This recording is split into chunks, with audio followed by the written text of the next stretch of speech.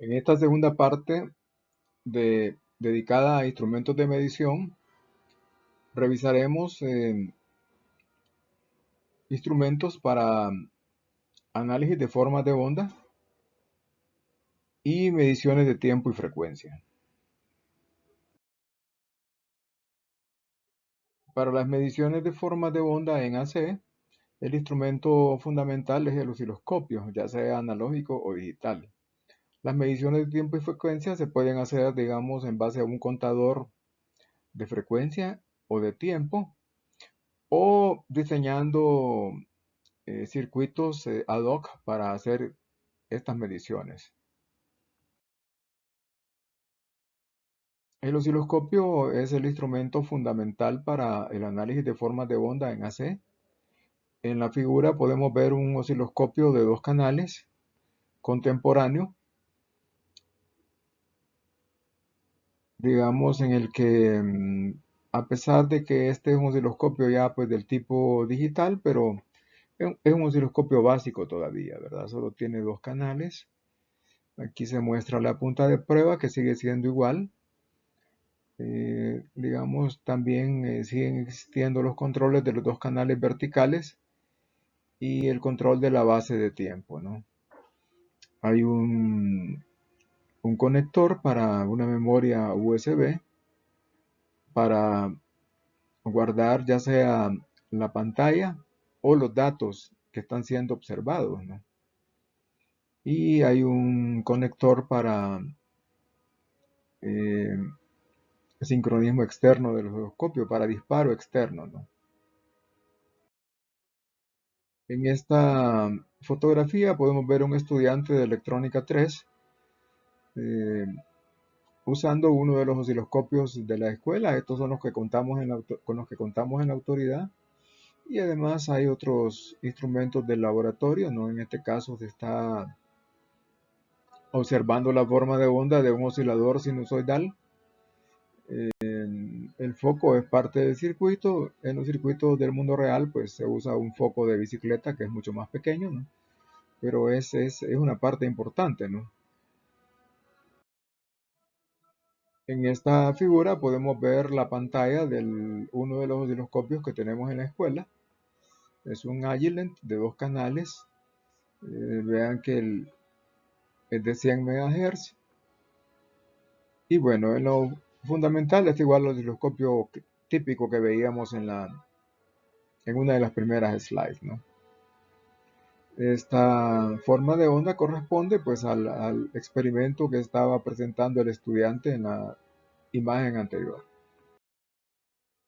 El principio de funcionamiento del osciloscopio clásico es, bueno, tenemos un cañón de electrones. De alguna manera, pues hay algún material aquí que al calentarlo emite electrones.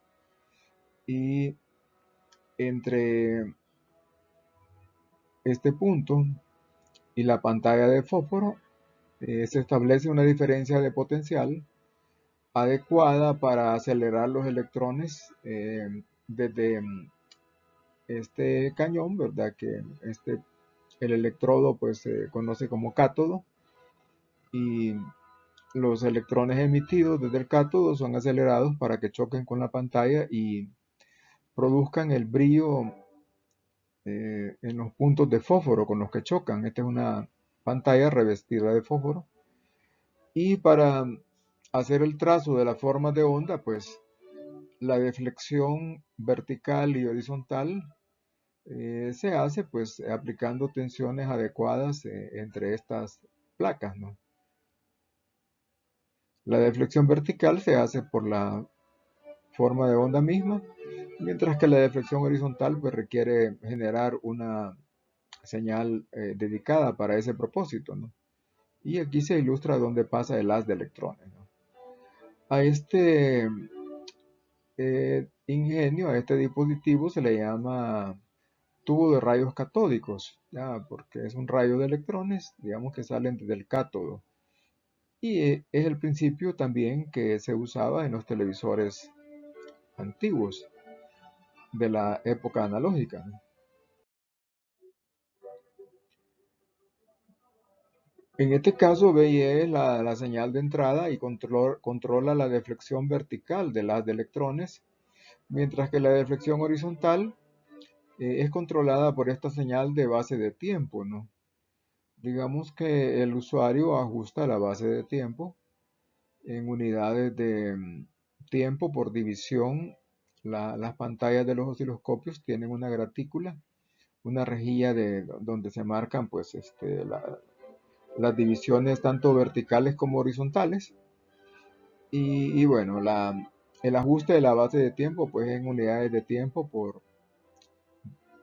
división horizontal, ¿no?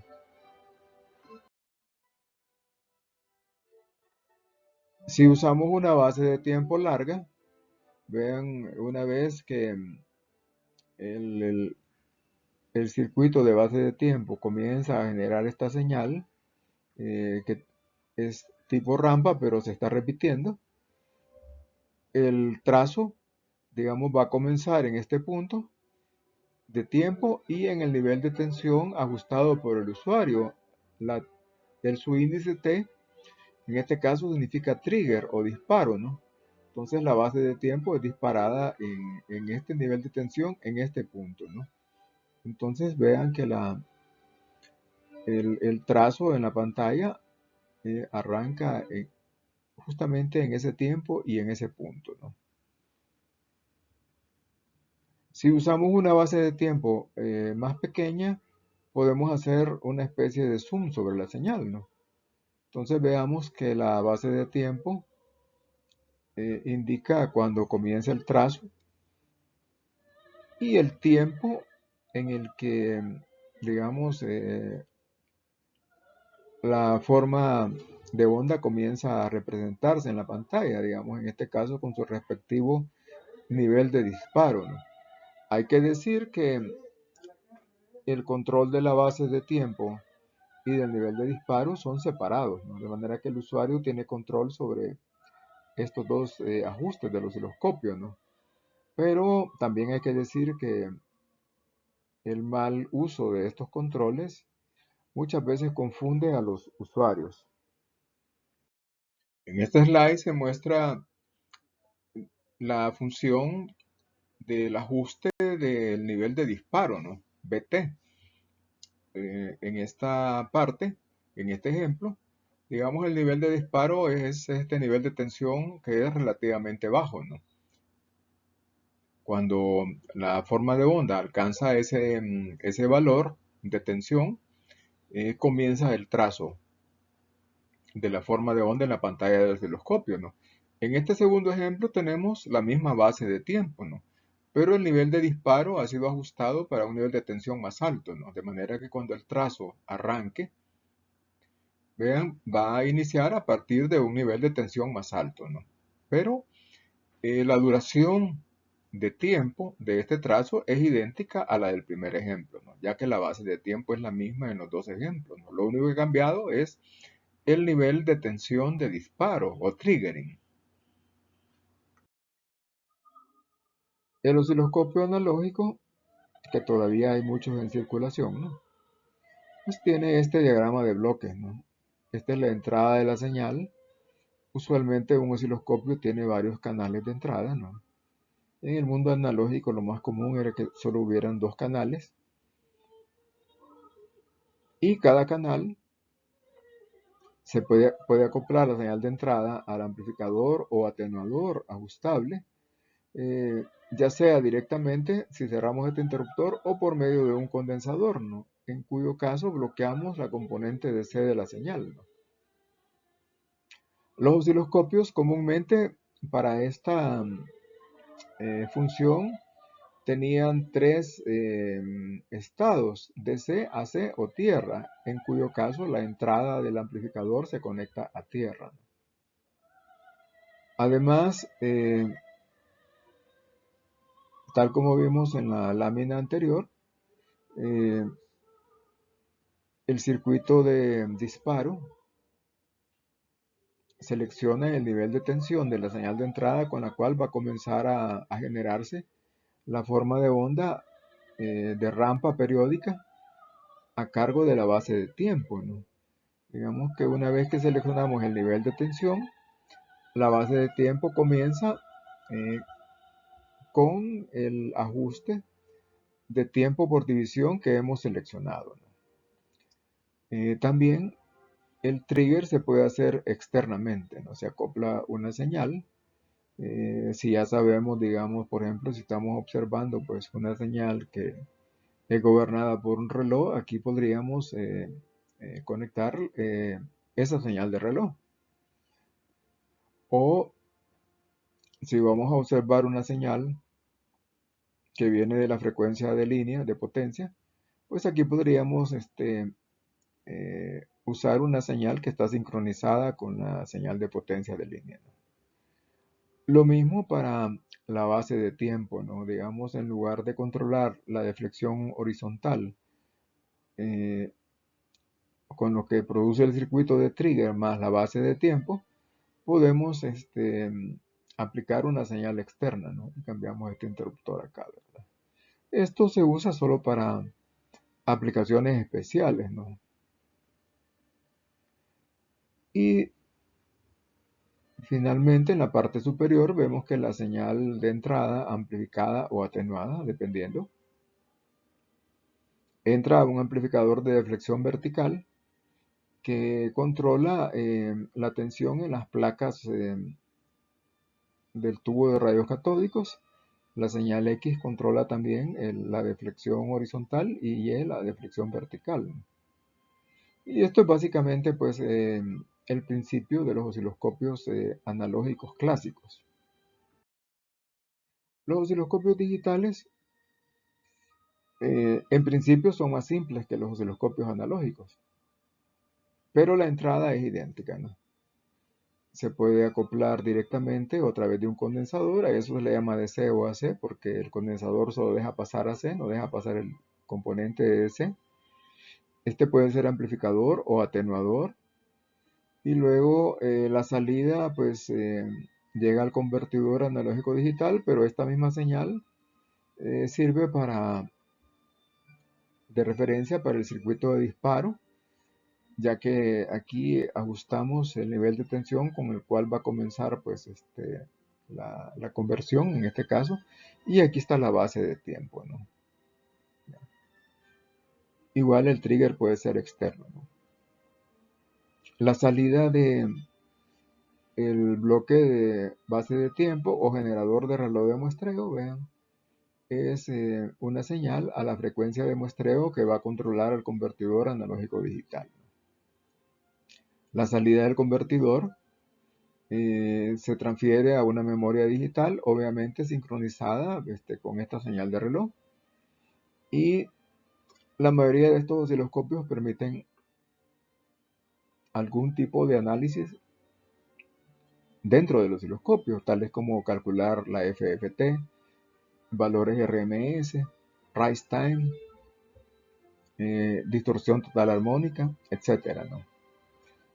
A cargo de la parte matemática y del control y la sincronización, pues está un CPU y finalmente una pantalla LCD, ¿verdad? Igual a la de cualquier computadora, porque ya eh, a partir de este punto,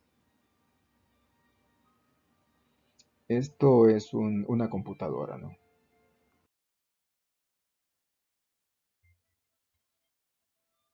Al aplicar un osciloscopio podemos hacer las mediciones sin una punta de prueba propiamente dicha, ¿no? En este caso, vean, este es un conector BNC al cual hemos puesto un cable coaxial de longitud apropiada y los conectores pues son estos lagartos que aparecen en esta fotografía, ¿no? El circuito con el cual podemos modelar pues la conexión eh, eh, del circuito que estamos midiendo por medio del cable, que es esto, ¿verdad? Eh, la Tierra es este lagarto negro y este punto es el lagarto rojo. Y entramos al osciloscopio, ¿verdad? Por medio del conector BNC, en donde tenemos la impedancia de entrada del osciloscopio. Y bueno, la capacitancia de entrada pues tiene este valor típico, igual que la resistencia de entrada. el cable coaxial, pues 100 picofaradios por cada metro de cable, de manera que la impedancia de entrada, asumimos 1 metro para el cable coaxial, ¿verdad? La impedancia de entrada es 1 mega en paralelo con la suma de estas dos capacitancias. Y, por ejemplo, si la RG, si la resistencia del circuito en el que estamos midiendo es de 1K, pues la frecuencia de menos 3 decibelios sería de 1.3 MHz, ¿verdad? Asumiendo pues que ya que RI es mucho mayor que RG, podemos despreciar el efecto de RI. Cuando medimos con una punta de prueba, pues el cable sigue estando ahí, y digamos la impedancia a la entrada del osciloscopio también. Y la punta de prueba tiene estos dos elementos. Por una parte, si la punta me da una atenuación de 10, entonces esta resistencia va a ser 9 mega, asumiendo que RI es de 1 mega. Y esta capacitancia se selecciona de manera que la respuesta en frecuencia desde este punto hasta, hasta el punto en el que aparece la señal que va a representar el osciloscopio, vean la atenuación sea constante con la frecuencia. Entonces, para hacer una atenuación independiente de la frecuencia, la condición que se debe cumplir es que R entre RI, que en este caso es 9, ¿verdad?, sea igual a CC más CI entre la capacitancia de la punta de prueba, C. Y esto nos da un valor de 13.3 picofaradios para esta capacitancia. Usualmente esta capacitancia es ajustable, es decir, es variable, ¿no? Hay digamos, un tornillito de ajuste ahí que podemos mover antes de usar el osciloscopio, ¿no? En esta figura se muestra tanto el circuito equivalente de la entrada del osciloscopio, el cable coaxial, más la punta de prueba. Queremos analizar la respuesta en frecuencia desde B' hasta la entrada propiamente dicha del osciloscopio, ¿no? Y esto se da por analizando el divisor de tensión formado por estas dos capacitancias y RI, ¿ya?, que este es digamos, su forma, y la, la impedancia equivalente pues de la punta de prueba, que tiene esta forma, R entre SCR más 1, ¿no? Aquí hemos llevado todo pues a la forma de S, y al bajar este término al denominador, pues nos queda esta expresión simplificada, ¿no? Hay que decir que con las consideraciones que se hicieron en la slide anterior,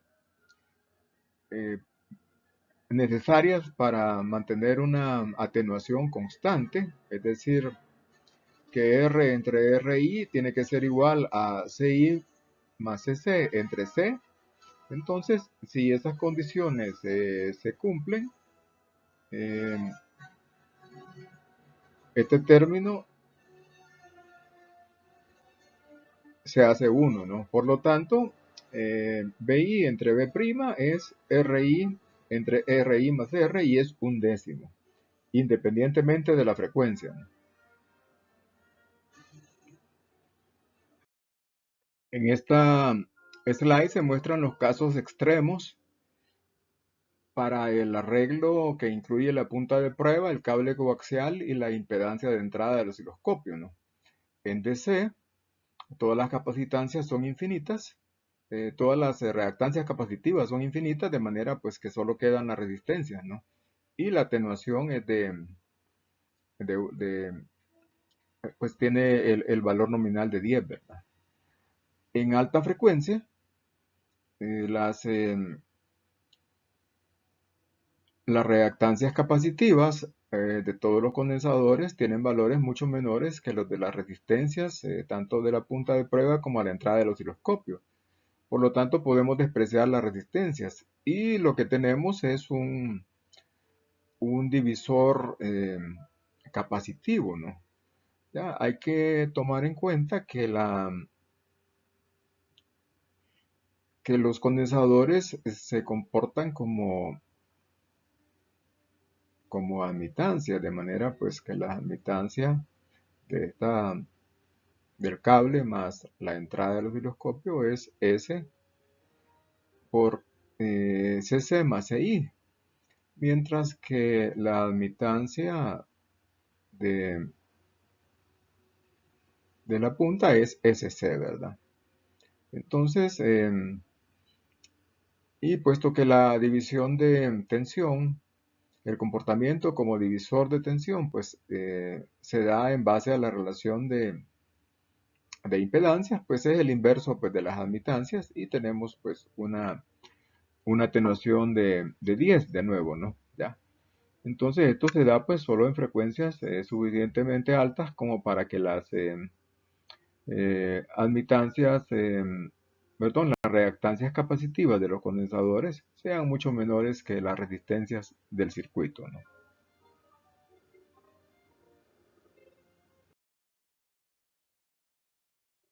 Así las cosas, la impedancia de entrada del osciloscopio, vean, la podemos ver donde, del arreglo punta de prueba más osciloscopio, la podemos ver como pues, la suma de las dos resistencias, la punta de prueba más la resistencia de entrada del osciloscopio, que son 10 mega en este caso, ¿no?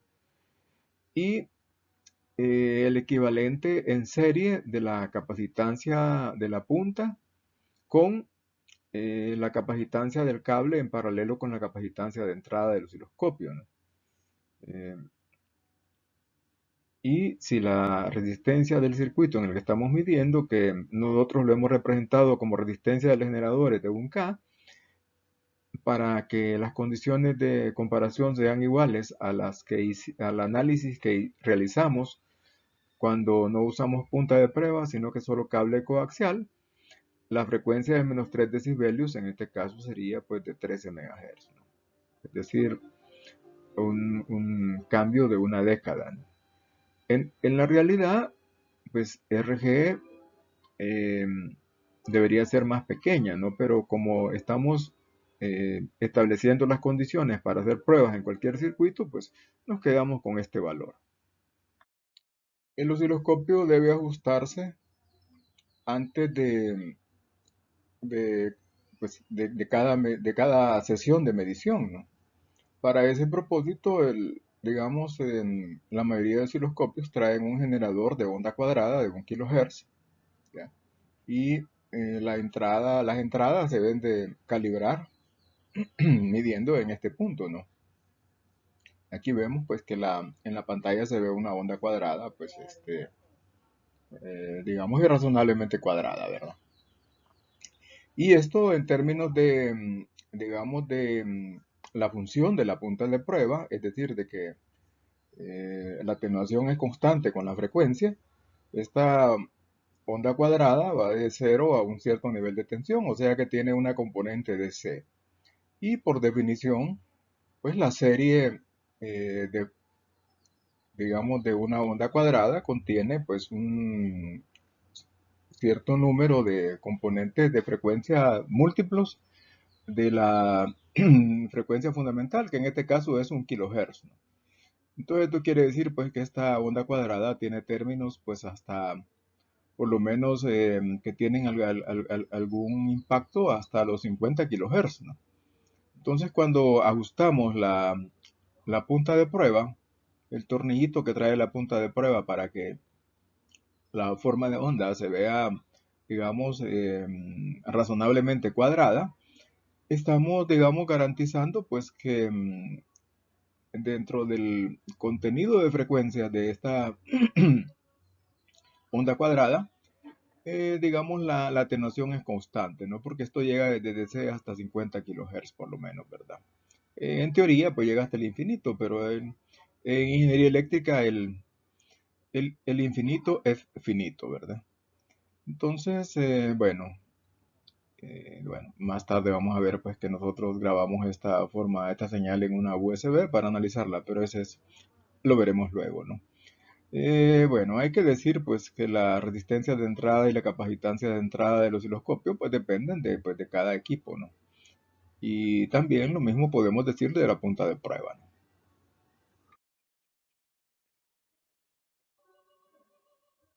Por otra parte tenemos el tema de las mediciones de tiempo y frecuencia, ¿no? En el caso de las señales periódicas, lo importante es la duración del periodo y la frecuencia, ¿no? Además, estas mediciones de tiempo y frecuencia son independientes de la amplitud, ¿no?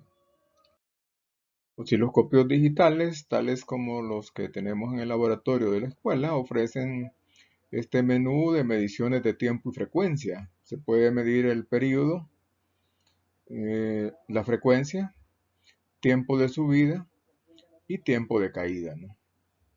Obviamente, pues el menú va a depender del osciloscopio, ¿no? Nuestro osciloscopio es bastante básico y esto es lo que ofrece, ¿no? Pero para aplicaciones simples de laboratorio, pues digamos que está bien. Si necesitamos realizar un análisis de señales más complejo, podemos usar la opción de, eh, almacenar datos que tiene el osciloscopio. Es este botón Save Recall y podemos conectar una memoria USB a este puerto pues, que trae este osciloscopio. Y bueno, en este caso, en este ejemplo, pues vamos a guardar, almacenar la misma, esta señal de onda cuadrada de 1 kHz que genera el osciloscopio, ¿no? Ya para ilustrar pues em, la aplicación del osciloscopio, que lo vamos a usar como sistema de adquisición de datos, ¿no? Obviamente pues estamos aprovechándonos de todo el front-end, es decir, de toda la circuitería del osciloscopio, ¿no? Y lo único que vamos a hacer en la computadora es hacer el análisis matemático. Bueno, aquí, después de batallar un rato, hay que leer el manual del usuario, ¿no?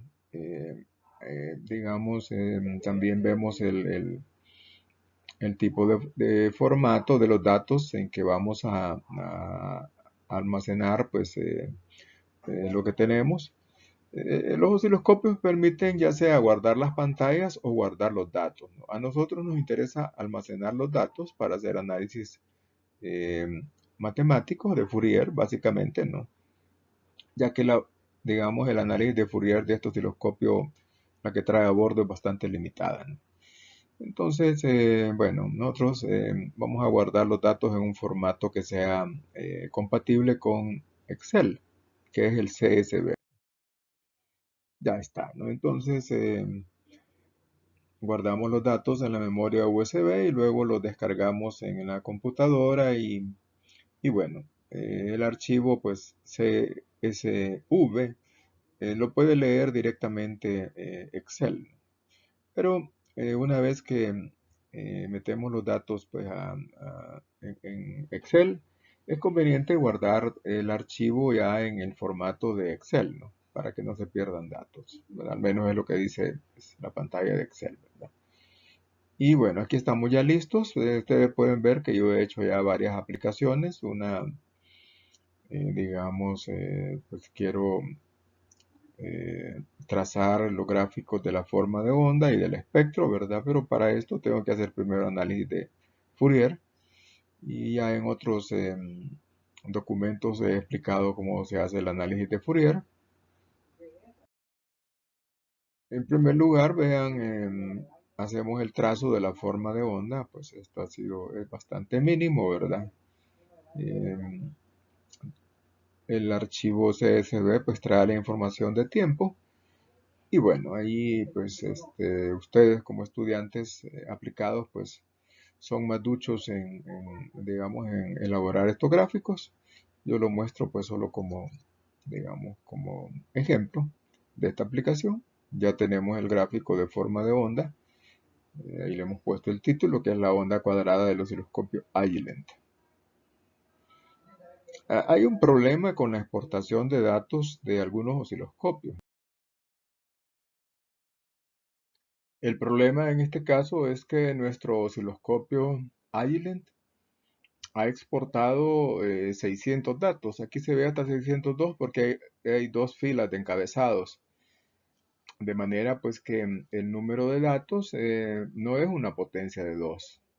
La FFT requiere que el número de datos sea una potencia de 2 y además que la forma de onda, digamos que los datos contengan un número de periodos eh, entero, un número de periodos enteros de la forma de onda.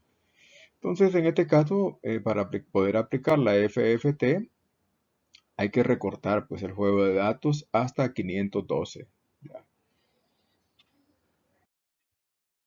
Y aquí está la FFT. Vean que la FFT, pues si descontamos la fila de encabezado, pues ha generado 512 datos, de los cuales, tal como explicamos previamente, pues solo la mitad es utilizable, pero aquí se ve el juego completo, ¿no? Pero generamos otro problema, ¿no? La ventana de tiempo no contiene un número entero de periodos de la forma de onda, ¿verdad? En análisis de señales, el texto clásico de Oppenheim y otra literatura que se puede encontrar, nos indican que en este caso hay que aplicar algunas ventanas de corrección para digamos, no caer en errores en el análisis que vamos a hacer. Nuestro interés llega hasta acá, pero advertimos pues que, bueno, que hay que tomar en cuenta esta situación a la hora de interpretar los datos, ¿no? Digamos, no hay que, digamos, interpretarlos tan alegremente pensando de que todo está bien, ¿no? Bueno, en el slide anterior ya mostrábamos pues que después de aplicarle Fourier a, a los datos, recortándolos hasta 512, pues vamos a hacer el análisis. Esta primera columna es la FFT. Ya mostramos que llega, pues, que tiene 512 datos, de los cuales vamos a ocupar la mitad. Y generamos estas tres filas, ¿verdad? En primer lugar, estas tres columnas. En primer lugar, le ponemos número a la fila, lo convertimos en frecuencia y calculamos la magnitud de Fourier correspondiente pues, a esta frecuencia, digamos.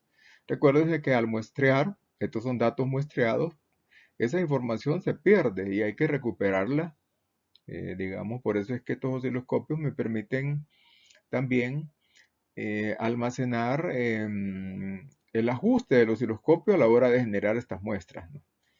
Entonces, aquí está la aplicación de la FFT, pero a una versión recortada del juego de datos que exportó el osciloscopio Island, ¿verdad? Entonces eso obviamente va a requerir algunas consideraciones a la hora de aplicar los resultados. Aquí tenemos el resultado, el espectro de frecuencias, digamos, lo hemos trazado con los datos de la FFT y que luego convertimos, pues, digamos, la información para recuperar la frecuencia y bueno, esto es la magnitud de la FFT en esos puntos. Además, hay una escala de la magnitud que depende del número de muestras, ¿verdad? Todos esos trucos dependen pues digamos, del algoritmo que se esté utilizando y hay que conocerlo, ¿no? Entonces, ya habíamos explicado que debido a que al recortar el número de muestras, efectivamente ya no estamos analizando un número completo de periodos de la forma de onda, entonces algunas consecuencias van a aparecer en el análisis, ¿verdad? Ya, pero en principio, vean, está, bueno, la componente EDC, porque la señal, pues es, la onda cuadrada se genera entre 0 y un cierto valor. Luego está la fundamental, a 1000 Hz, estamos bien porque es una onda cuadrada de 1000 Hz y hay, digamos, armónicos en las frecuencias impares. Todo eso está bien, ¿verdad? Pero probablemente hay que hacer una comparación de lo que esperamos teóricamente para una onda cuadrada. Hay que verificar las condiciones de simetría de la forma de onda que produce el osciloscopio para, digamos, profundizar un poco en el error, ¿verdad? En todo caso, digamos, esto es bastante indicativo en esta aplicación, pues este es un osciloscopio bastante económico, pues si, bueno, algún precio se paga por la economía, ¿no? Si queremos hacer análisis basándonos en mediciones en ambientes en los cuales es necesario cumplir con requerimientos de seguridad, es decir, tanto para proteger al instrumento como al usuario, pero sobre todo al usuario. En ese caso, hay que usar osciloscopios industriales, ¿no? Este es un osciloscopio portátil que funciona con batería. Esto es bien importante porque esto significa que a la hora de medir, el osciloscopio no necesita estar conectado a la alimentación AC. Él puede funcionar con su batería, ¿verdad? Además, este osciloscopio no tiene partes metálicas en la superficie, de manera que si una falla ocurre dentro del osciloscopio, pues debido a que esta ya es una tensión, digamos, letal, eh, el usuario nunca entrará en contacto pues, con los niveles eléctricos que existen dentro del osciloscopio. Y siempre en esa línea, el puerto serie en el cual pues, vamos a descargar los datos es óptico. ¿Ya? Entonces, todas estas consideraciones han sido tomadas en cuenta en el diseño de estos osciloscopios. Obviamente eso los hace un poco más costosos, ¿verdad? Aunque no un poco, mucho más costosos. Pero la seguridad, cuando entra en conflicto con cualquier otra consideración, la seguridad tiene prioridad.